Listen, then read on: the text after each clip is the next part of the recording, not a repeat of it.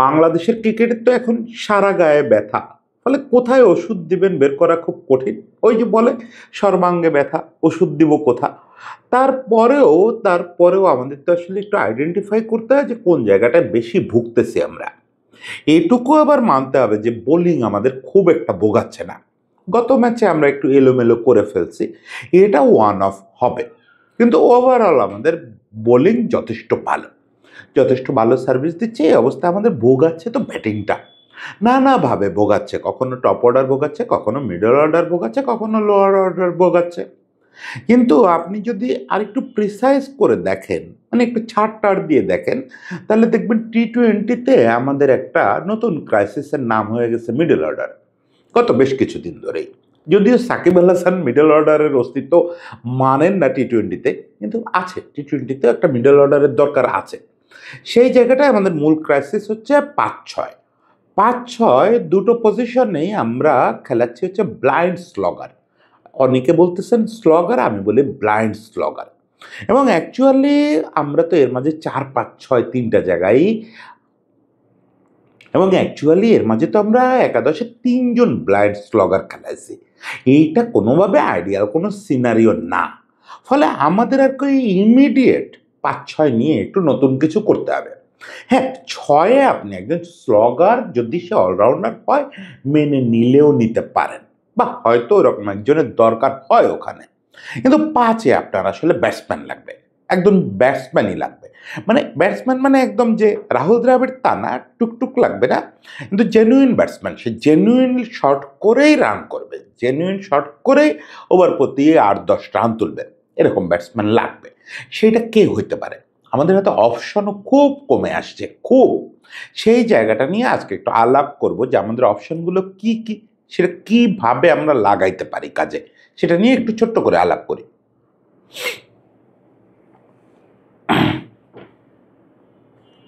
দেখেন প্রবলেমটা কি হচ্ছে, মানে সোহান, জাকের এবং শামীম, তিনজন ব্যাটিংয়ে, তিনজনের 3 ধরনের দুর্বলতা আছে, বা প্রায় একই ধরনের দুর্বলতা। এরা উইকেটের সব পাশে, শামীম উইকেটের সব পাশে এরা উইকেটের সব পাশে প্রপার শট করতে পারে না, যদিও শামীম উইকেটের সব পাশে শট করার যোগ্যতা রাখে। কিন্তু জাকের আর সোহান একেবারেই ওয়ান সাইডেড ব্যাটসম্যান। সেই সঙ্গে তিনজনেরই একটা কমন ফেনোমেনা হচ্ছে তিনজনে ব্লাইন্ড এই অর্থে যে তারা আসলে বল জাজ করে না। ইনফ্যাক্ট স্লগারদের কাজ বল জাজ করাও না, তারা যাবে বলকে হার্ড হিট করে একদম বাইরে বের করে দেবে। রিয়েল পাওয়ার হিটিং, একদম মনে হবে যে একজন বেসবল প্লেয়ার ওখানে আপনি পাঠায় দিচ্ছেন। ও ক্রিকেটার না, ক্রিকেট ব্যাটসম্যান না, ওর অ্যাটিটিউড। আমাদের এই তিনজনেরই সমস্যা এটা, তিনজনই আসলে ওই হার্ড হিটার যারা আসলে পরিস্থিতি বিবেচনা করার মতো ব্যাটিং করতে পারে নাই বা শেখে নাই। এটা দোষ বা গুণ না, এটাই তারা শিখছে, পাওয়ার হিটিংই শিখছে, হার্ড হিটিংই শিখছে। এখন এদেরকেই আমাদেরকে মিডল অর্ডারে খেলাতে হচ্ছে। এইটাতে সমস্যা যেটা হয় যে আপনি আমাদের টপ অর্ডারটা ওই শেষ দিকে, এটা নিয়েও একটু আলাপ করব ছোট্ট করে। আমাদের টপ অর্ডারটা আমি ধরে নিচ্ছি যে স্টেবল, মানে আমরা তানজিদ তামিম সাইফকে ওপেন করাচ্ছি, 3 নম্বরে খেলাচ্ছি লিটনকে, ওকে, 3 নম্বর পর্যন্ত স্টেবল ধরে নিচ্ছি। 4-এ খেলতেছে হৃদয়কে নিয়ে আপনারা যত রাগারাগি করেন, আমিও খুব রাগই মাঝে মাঝে। এর মাঝে তো কোন কন্টেন্টে বা আমার এডিটোরিয়ালে বলছিলাম ওরা বাদই দিয়ে দেওয়া হোক, কিন্তু হৃদয় এন্ড অফ দ্য ডে কিন্তু আমাদের সব ফরম্যাট মিলায় one of the best middle order batsman, সব ফরম্যাটে খেলতে পারে। অল ফরম্যাট খেলোয়াড় এখন তো আমাদের কমে গেছে, সেটা হৃদয়ের যে কোনো কারণে হোক ইদানিং একটা প্রবলেম হচ্ছে, ইনিংসটা মিডল অর্ডারে যেমন খেলা উচিত বিপর্যয়ের পরে সেভাবে শুরু করতেছে, কিন্তু যখন গিয়ার বাড়াতে যাচ্ছে, যখনই হার্ড হিট করার চেষ্টা করতেছে, তখনই সে আউট হয়ে যাচ্ছে। সে হার্ড হিটও করতে পারে, যেটা মিডল অর্ডার ডিমান্ড করে যে আপনি 2-3 ধরনের ব্যাটিং করতে পারবেন। কিন্তু হৃদয়কেও আমি ওই কারণে গ্রেস দিয়ে ব্র্যাকেটে রেখে দিলাম যে হৃদয় 4 নম্বরে ঠিক আছে। সমস্যাটা হচ্ছে আমাদের সমস্যাটা হচ্ছে আমাদের 5-6। এখন দেখেন 5-এ যাচ্ছে আমাদের হয় সোহান, জাকের, শামীম, তিনজনের কেউ, আর ওই তিনজনেরই আরেকজন যাচ্ছে 6। এখন 5-এর কাজ কোনোভাবে গিয়ে অন্ধের মতো ব্যাট চালানো না। ওই যে সেই বিখ্যাত কথা সেলিম মালিকের, এটা আফ্রিদিরে আক্রমণ করতে গিয়ে বলছিলেন যে যে কোনো ব্যাটসম্যান যে কোনো বাচ্চার হাতে ব্যাট ধরায় দিলে সে আড়াআড়ি ব্যাট চালায় কিছু না দেখে। আফ্রিদিও তাই করে, যদিও আফ্রিদি আসলে তা না, আফ্রিদি অনেক ভালো হার্ড হিটার। কিন্তু আমাদের এখানে যারা খেলতেছে তারা এই তিনজন নিয়ে একদম ওই যে ব্লাইন্ড স্লগার। ইনফ্যাক্ট এদের চেয়ে আমি ব্যাটসম্যান হিসাবে রিশাদের বেশি রেট করি। রিশাদ এদের চেয়ে অনেক ভালো ক্রিকেটিং শট করতে পারে। এইটা শুনলে আপনাদের রাগ হইতে পারে যে এই তিনজনরে আমি কি বেশি অপমান করে ফেললাম নাকি? এটা মান অপমানের ব্যাপার না ভাই, ওদের খেলার স্টাইল ওরকম, রিশাদের খেলার স্টাইল ওরকম। আমাকে যদি বলেন যে 11 আমার মন মতো নামবে আগামী ম্যাচে, আমি তাহলে বরং রিশাদরে প্রমোশন দিয়ে 5-এ পাঠিয়ে দিব। ইমার্জেন্সি, এই মুহূর্তে আর কিছু করা যাচ্ছে না, রিশাদ তুই 5-এ যা, অ্যাটলিস্ট ও দেখছে ভালো ব্যাট করবে ওখানে। 5 জিনিসটা আলাদা, স্পেশালিস্ট একটা পজিশন। যে ওই যে শুরুতেই বলছি যে সাকিব যদিও বলছে যে আসলে মিডল ওভার বলে কিছু নাই, কিন্তু আছে 7 থেকে 15 এরকম একটা সময়ে আপনি ধরতে পারেন মিডল ওভার। এই মিডল ওভারটায় খেলাটা খুব কঠিন। আপনার যদি ওপেনিং জুটি এবং টপ অর্ডার মানে টপ 3 যদি খুব ভালো পারফর্ম করে, তাহলে আপনার ওখানে কাজ আসলে রান রেটটা স্টেডি রেখে উইকেট না ফালায় 15 ওভারে ঢুকে যাওয়া, যাতে 15 ওভারের পর থেকে ভয়াবহ হার্ড হিট করা যায়। আবার যদি আপনার টপ অর্ডার ফেল করে, তাহলে আপনার ওখানে কাজ হচ্ছে একই সঙ্গে উইকেট পড়তে দেওয়া যাবে না এবং রান রেট যাতে একদম ড্রপ করে না যায়, মানে ডটের পর ডট দিচ্ছেন সেটা হবে না। আপনাকে ওভার প্রতি একটা নির্দিষ্ট রান তুলে যেতে হবে উইকেটের বিবেচনায়। এখন এই যে কঠিন কাজটা, আবার ওই সময় আপনি কোনো এক ধরনের স্পেশালিস্ট বোলিংয়ের জন্য ওয়েট করতে পারবেন না। ওই সময় প্রতিপক্ষ হচ্ছে মিডল ওভারে বোলার শাফল করতে থাকবে, কখনো আপনি স্পিন পাবেন, কখনো পেস পাবেন, নানা রকম ভেরিয়েশন আপনাকে খেলতে হবে। এবং ইনিংস একটু বিল্ড করে ফেলার পরই, মানে 12-13 ওভার হয়ে যাওয়ার পরই যদি আপনার ভালো উইকেট থাকে হাতে, তখনই টিমের ডিমান্ড হবে তুমি গিয়ার চেঞ্জ করো। আপনি গিয়ার চেঞ্জ করে আরেকজনের হাতে হ্যান্ড ওভার করবেন, সে নাও হিট করতে পারে ওই দিন। আপনি যেহেতু সেটেল হয়েছেন, আপনাকেই গিয়ার চেঞ্জ করতে হবে। মানে দেখেন কতটুকু রোল, মানে দেখেন কত ধরনের রোল ওইটুকু সময় তাকে প্লে করতে হচ্ছে। প্রথমত তাকে খানিকটা অ্যাঙ্করিং করতে হবে, ইনিংস বিল্ড করতে হবে, আবার রান রেট ফল করতে দেওয়া যাবে না, আবার ইনিংসটা বিল্ড করার পরে তাকেই গিয়ার চেঞ্জ করতে হবে, গিয়ার শিফট করে তাকেই একবার 4th গিয়ারে গাড়ি ছুটাতে হবে, স্পোর্টস কার বানায় ফেলতে হবে। এই যে কঠিন কাজটা, এই কঠিন কাজটা স্লগার দিয়ে সম্ভব না। এখন 5-এ ওই যে বললাম এখন 4-এ ওই যে বললাম হৃদয়কে আমি আপাতত গ্রেস দিচ্ছি যে হৃদয় একটু আউট অফ টাচ আছে, সব মিলে সে শুধু গিয়ার শিফটটা করতে পারতেছে না, বাকিটা প্রপারলি করতে পারতেছে। যখনই বিপর্যয় হচ্ছে তখনই সে সামাল দিয়ে রান রেটটা ধরে রাখতে পারতেছে, বা বিপর্যয় না হলে যদি টপ অর্ডার ক্লিক করে তাহলে সে অ্যাটলিস্ট রান রেট ফল করতে দিচ্ছে না, এটুকু পর্যন্ত ঠিক আছে, গিয়ার চেঞ্জ করতে পারতেছে না। কিন্তু 6-এ যখন শামীম যাচ্ছে তখন কি হচ্ছে, তখন দেখা যায় আমাদের ক্ষেত্রে বাংলাদেশে তো একটা, এটা অন্য কোনো দেশ হয়তো 6-এ স্লগার এফোর্ড করলেও করতে পারে, আমরা একদমই পারি না। কারণ আমাদের 6 নাম্বারকে প্রায় উইকেটে, অন্য কোনো দেশ হয়তো 5 নাম্বারে স্লগার এফোর্ড করতে পারে, আমরা একদমই পারি না। কারণ আমাদের 5 নাম্বারকে উইকেটে যেতে হয় প্রায়শ বেশ লম্বা বল হাতে থাকবে, মানে 15 ওভারের আগেই তার উইকেটে চলে যেতে হচ্ছে। তো এখন 5 নাম্বারে আপনি এখন শামীমরা পাঠাচ্ছেন বা জাকের, সোহান, যাকেই পাঠান না কেন এই তিনজনের, তাকে আপনি যদি বলেন যে বাবারে তুমি 35-40টা বল খেলে আসো এবং স্ট্রাইক রেট এরকম রাখবা, এই ক্যাপাবিলিটি এদের নাই, এর কারণ নাই। 35-40 বল তো দূরে থাক, 20-25 বলও প্রপারলি খেলার ক্যাপাবিলিটি নাই। কারণ কি? কারণ হচ্ছে ওই সময়টায় তাদেরকে প্রচুর স্ট্রাইক রোটেট করতে হয়, সিঙ্গেল ডাবলস বের করতে হয়, ওভারে 2-একটা 4-6 মারার পাশাপাশি এটা করতে হয়।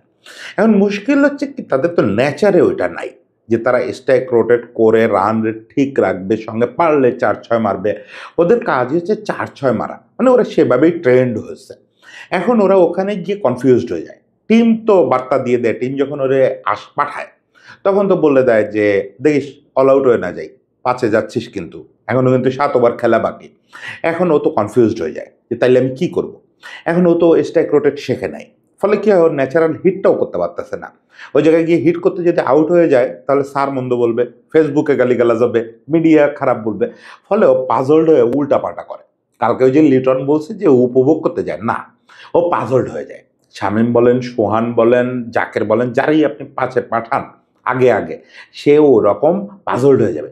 পাজলড হয়ে যায় এমন কিছু করবে যেটাতে আপনার ফাজলামো মনে হবে। অ্যাকচুয়ালি ওদের দোষ না, এটা ওদের প্যাটার্নটাকে আমরা ভুল জায়গায় কাজে লাগাচ্ছি। এই কারণে ওদেরকে খুব কুৎসিত মনে হচ্ছে যে ওরা যে জায়গার ব্যাটসম্যান না, ওদেরকে দিয়ে সেটা করানোর চেষ্টা করতেছে। এই তিনটা ছেলে গত 2 বছরে, বিশেষ করে শামীম এবং জাকের, ঘুরে ফিরে এরা তো আমাদের প্রচুর পারফরমেন্স করে দিছে। সোহান এই পজিশনগুলোতে তো ঘরোয়া ক্রিকেটে প্রচুর রান করে দিচ্ছে, ইভেন এশিয়া কাপে বা তারপরেও ভালো রান করে দিচ্ছে। ফলে কারোর যোগ্যতা নিয়ে সন্দেহ তো করতেছি না আমি, এদের স্লক করার ক্ষমতা খুব ভালো আছে। কিন্তু মিডল অর্ডার হওয়ার ক্ষমতা নেই। তার মানে আমরা আসলে এফোর্ড করতে পারি সর্বোচ্চ 6 নম্বরে একজনকে। 6 নম্বরে একজন স্লগার এফোর্ড করতে পারে, সেটাই 3 জনের যে কেউ হতে পারে। কে হবে এ ব্যাপারে আমি ভোট না দেই, তবে যদি ফর্মে থাকে তাহলে আমি শামীমকে চাইবো। কারণ হচ্ছে যে আমাদের already team keeper heavy team হয়ে যাচ্ছে। টিমে লিটন আছে, তারপরে আবার জাকের, সোহান, যে কোনো একজন যদি 6-এ থাকে তাহলে ইউটিলিটি কমে যায়। মানে আপনি 6-এ যখন স্লগার পাঠান তখন তো আশা করেন যে ও ব্যাটে তো প্রতিদিন পারবে না, স্লগার তো প্রতিদিন রান করে দিবে না, তাহলে অন্য সময় তারা একটু কাজে লাগুক। এখন যে লোক কিপার ব্যাটসম্যান তারা আপনি অন্য সময় কি কাজে লাগাবেন? লিটনরে বসায় 2 ওভার কিপিং করায় দিবেন যে আসছিস যখন খাটে খা? এটা তো আর কোনো কথা না, ওর তো আর কিছু করার নাই। ফলে 6-এ আইডিয়ালি হচ্ছে স্লগার যে একটু বল করতে পারে এরকম খেলোয়াড়ই খেলানো উচিত, তাইলে খুব ভালো হয়। কিন্তু সেইটা তো আসলে শামীম ছাড়াই 3 জনের মধ্যে বাকি কেউ অপশন নেই, আর শামীম খুবই আউট অফ টাচ মনে হচ্ছে। সেক্ষেত্রে ওইটুকু স্যাক্রিফাইস করতে হবে আমাদের, একটা বোলিং অপশন কমায় দিতে হবে। উপরে যেহেতু সাইফ আছে, ওকে ফাইন, আমরা মেনে নিলাম যে ওখানে 2 কিপারের একজন খেলুক বা 3 জনের যে কেউ খেলুক। এটা তো কালকেই এক্সিকিউট করতে পারতেছি না আমরা, আমি এরপরে যে আলোচনাটা করবো সেটা তো আর কালকে এক্সিকিউট করা যাবে না। সেক্ষেত্রে পাঁচ পাঁচ পাঁচ আমাদের লাগবে, 5 এই টিমে নাই, এই স্কোয়াডেই কোনো 5 নাই। সেটা এই কারণ হচ্ছে একজনকে আপনি জোরজার করে দাবি করতে পারেন মাহিদুল ইসলাম অঙ্কন, কিন্তু মাহিদুল ইসলাম অঙ্কনের টি-20 রেকর্ড যতই ভালো হোক, ইন্টারেস্টিংলি সেটা কখনো মিডল ওভারে না। সে মিডল ওভারে খেলে হচ্ছে ওয়ানডেতে, এবং ওয়ানডের মিডল ওভার আর টি-20 মিডল ওভার আকাশ পাতাল পার্থক্য। এই জায়গায় আবার আসলে আপনার মনে হবে সাকিবই ঠিক বলছিল, ওয়ানডের মিডল ওভারে আপনার অনেক স্বাধীনতা আছে। আপনি চাইলে ক্রাইসিস বুঝলে 4-5 ওভার আপনি একদম উইকেটে পড়ে থাকতে পারেন, এখানে সে সুযোগ নাই। এবং মাহিদুল ইসলাম অঙ্কন ওয়ানডেতে যে মিডল ওভার ব্যাটিং করে সেটাই করে, ওর ওয়ানডে স্ট্রাইক রেট বোধহয় 70-এর কাছাকাছি। ফলে ওই রকম ওয়ানডে মিডল ওভার যদি সে এখানে করার চেষ্টা করে তাহলে তো আরেক ব্লান্ডার হয়ে যাবে। কারণ হৃদয়ও গিয়ার চেঞ্জ করতে পারতেছে না, হৃদয় স্ট্রাইক রেট খুব বাড়াইতে পারতেছে না, অঙ্কনও গিয়ে যদি এখানে স্ট্রাইক রেট ফল করায় দেয় তাহলে কেলেঙ্কারি হয়ে যাবে। তারপরেও অগতির গতি হিসাবে যেহেতু সে 3-এ এবং 7-এ মূলত তো এই দুটো পজিশনেই বিপিএলে বেশি খেলছে, এই দুটো পজিশনে সে প্রচুর রান করছে এবং খুব হার্ড হিট করতে পারছে। তারপরেও অগতির গতি হিসেবে তাকে ট্রাই করা যেতে পারে 5 নম্বরে, এটা হচ্ছে একটা হাতের কাছে থাকে অপশন। কিন্তু আমাদের হাতে দুটো ভালো অপশন আছে। সবচেয়ে ভালো অপশন হচ্ছে ইয়াসির আলী রাব্বি। মানে এই ব্যাপারে বোর্ডের দ্বিমত, মানে এই ব্যাপারে নির্বাচকদের সেকেন্ড থট দেওয়ার কোনো সুযোগ আছে বলে আমার মনে হয় না। একেবারে ইমিডিয়েটলি যেহেতু ঘরের মাটিতে খেলা, তাহলে আমি হইলে আগামীকালকার ম্যাচেই ইয়াসির আলী রাব্বিরে ডেকে পাঠাইতাম যে রাব্বি আসো, তুমি 5 নম্বরে ব্যাট করো। রাব্বি একেবারে ideally set for number 5 and টি-20। Rabbi in fact set for all format. রাব্বির শরীরের প্রতি যায়েন না, এই যে শরীরের দিকে আপনারা তাকান, এইটা করতে গিয়ে ক্রিকেটটারে শেষ করে দিচ্ছেন, সৌন্দর্য নষ্ট করে দিচ্ছেন। ক্রিকেটে এরকম শরীর থাকবে। ক্রিকেট বেসবল খেলার না, ক্রিকেট অ্যাথলেটিক্স না, ক্রিকেট ফুটবল না, ক্রিকেট অন্য একটা খেলা। প্রত্যেকটা খেলার স্বকীয়তা আছে। ক্রিকেটে এইরকম ফিট শরীরের দরকার আছে, যে প্রচণ্ড গাট্টা গোট্টা হবে, আপনার দেখলে মনে হবে যে বিশাল ব্যাপার, ফিটনেস থাকলে হয়েছে। আমারও মাঝে মনে হয়েছিল যে রাব্বির ফিটনেসের বোধহয় একটু প্রবলেম আছে, সম্প্রতি ওর খেলা দেখলাম রাব্বি দুর্দান্ত ফিট আছে। ফলে রাব্বি ছাড়া 5 নম্বরে এই মুহূর্তে সেকেন্ড থট দেওয়া উচিত না, একেবারেই উচিত না। রাব্বিকেই ডেকে বলা উচিত তুমি 5 নম্বর সামলাও। 5 নম্বরে যা যা বৈশিষ্ট্য বলছি সব কিছু করার ক্ষমতা এই ছেলের আছে। প্রয়োজন হলে সে ওই যে বিপর্যয়ের মধ্যে ইনিংস বিল্ড করবে এবং সেই ইনিংস বিল্ডের সময় বসে থাকবে না, টুকটাক হিট করতে থাকবে, আর যেই বুঝবে টাইম চলে আসছে নিজেই গিয়ার চেঞ্জ করে একদম কাঁপায় দিবে, হার্ড হিট করে পাগল বানায় দিবে, আর ছক্কাগুলো মারবে গ্যালারি বাইরে চলে যাবে। ফলে রাব্বি হচ্ছে এখন আইডিয়াল চয়েস। হ্যাঁ, রাব্বি ছাড়াও আমাদের চয়েস আছে, মানে যদিও বলছি শুরুতেই যে আমাদের সোর্স খুব, যদিও শুরুতেই বলছি যে আমাদের পাইপলাইন খুবই দুর্বল, আমাদের হাতে 5 নাম্বার খোঁজার মতো পরিস্থিতি খুব কম, অপশন খুব কম। সেখানে আরেকটা ছেলে আছে 5 নাম্বারেই খেলতেছে অনেকদিন ধরে, এবং আমরা তাকে তো আসলে ন্যাশনাল টিমের জন্য অনেকদিন ধরে রেডি করতেছি। আমি মাঝে একটা কন্টেন্টে বলছি টাইম হয়ে গেছে এখন ডাক দেওয়ার, সেটা হচ্ছে আকবর আলী। আকবর আলীকে ওখানে ডাকলে আরও উইকেট কিপার হ্যাভি হয়ে যায়। তা না হলে আমি বলতাম আকবর আলী হচ্ছে রাব্বির চেয়েও বেটার চয়েস। মানে টিমটা পুরো উইকেট কিপার হ্যাভি হয়ে যায়, এরকম টিম নিয়ে শর্টার ফরম্যাট খেলা উচিত না। কারণ আপনার যদি ইউটিলিটি ক্রিকেটার কমে যায়, আপনি আকবর, লিটন, সোহান এরকম 3 জন যদি দলে থাকে, 3টা বোলিং অপশন শেষ হয়ে গেল, একজন কিপিং করবে, মানে 2টা ছেলে আসলে কার্যত ফিল্ডিং করবে। এবং সাধারণত জাকের ছাড়া সাধারণত কিপাররা আউটফিল্ডে খুব ভালো ফিল্ডার হয় না। লিটন আউটফিল্ডে ভালো ফিল্ডার, এখন লিটনকে তো আপনি কিপিং থেকে সরাতে পারবেন না, কারণ লিটন বেস্ট, এখন যা করতেছে তার মধ্যে লিটন বেস্ট। ফলে আকবরকে আসলেও শুধু ব্যাটসম্যান হিসেবে 5 নম্বরে খেলতে হবে। Is well qualified for that. সে গত 1-1.5 বছর ধরে তার যে বেসিক দুর্বলতা ছিল, পেস বল খেলা, একটু বেশি জোরের পেস বল খেলা, এক হচ্ছে 5 নম্বরে গেলে বেশি, এক হচ্ছে 5 নম্বরে গেলে খুব বেশি জোরের পেসার তো আপনি পাওয়ার সম্ভাবনাটা কম। উইকেটও ওই সময় ক্যারেক্টার বদলায় ফেলে, পৃথিবীর যেখানেই খেলেন না কেন বলও একটু নরম হয়ে আসে, যতই ছোট ওভারের খেলা হোক না কেন। এবং কেউ সাধারণত স্পিড ওভার, এবং কোনো দল সাধারণত স্পিড স্টার ওই সময় ইউজ করে না। তারপর যদি করেও, আকবর ইদানিং স্পিড স্টারদেরও খুব ভালো খেলতেছে, এই যে এমার্জিং দলের বিপক্ষে খুব ভালো খেললো। ফলে আকবর এখন এই জায়গার জন্য ওয়েল ইকুইপড। আকবর ইয়াসির আলী রাব্বির ভালো চ্যালেঞ্জার হতে পারে। আমি মনে করি এই দুজনকেই স্কোয়াডে রাখা উচিত। স্কোয়াডে থাকবে আসলে সোহান, জাকের, শামীমের যে কোনো 2 জন বা 1 জন, সঙ্গে এরা 2 জনই। এরপরে আপনি উইকেট অনুযায়ী, পরিস্থিতি অনুযায়ী কারে কারে খেলাবেন। ইভেন এমনও দিন আসবে যখন আপনি আকবরের 5-এ খেলায় ইয়াসির আলী রাব্বিরের 6-এ নামায় দিবেন, ওই যে 3 জন, ওই যে ব্লাইন্ড স্লগার, ওদের কাউরে নামাবেন না।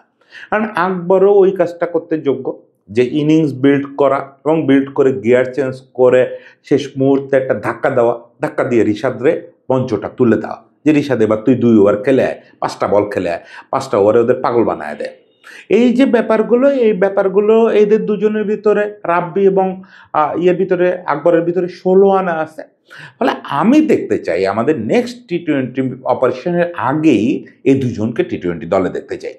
তারপরে 5 নম্বরে আপনি রাব্বিকে খেলাবেন না আকবরকে খেলাবেন, আমাকে ভোট দিতে বললে আমি রাব্বিকে খেলাবো। কারণ ওই যে উইকেট কিপার হ্যাভি বানানো যাবে না টিমটাকে, তাহলে টিমটার ফিল্ডিং স্ট্রেংথ দুর্বল হয়ে যায় এবং ইউটিলিটি কমে যায়।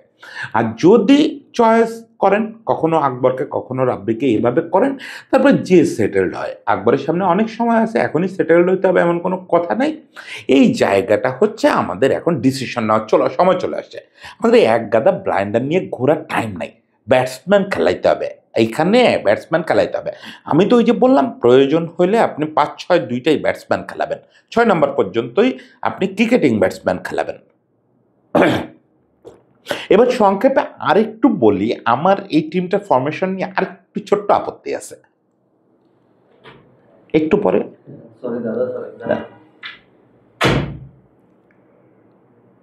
সেটা হচ্ছে এই টিমটাকে যেভাবে টপ অর্ডারটা সাজানো হচ্ছে, এটার সঙ্গে আমি পুরোপুরি একমত না।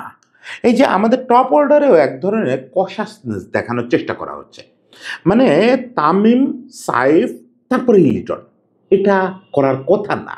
দেখেন, প্রথম 3 জন ব্যাটসম্যানকেই আমার ধরে নিতে হবে 6 ওভারের সুবিধা কাজে লাগাবে।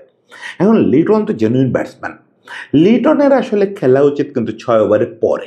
মানে লিটন যদি 4-এ খেলে বা 5-এও যদি আপনি তারে খেলান, লিটন তো টি-20 যে কোনো জায়গায় খেলতে পারে 6 পর্যন্ত, তার সেই যোগ্যতা আছে।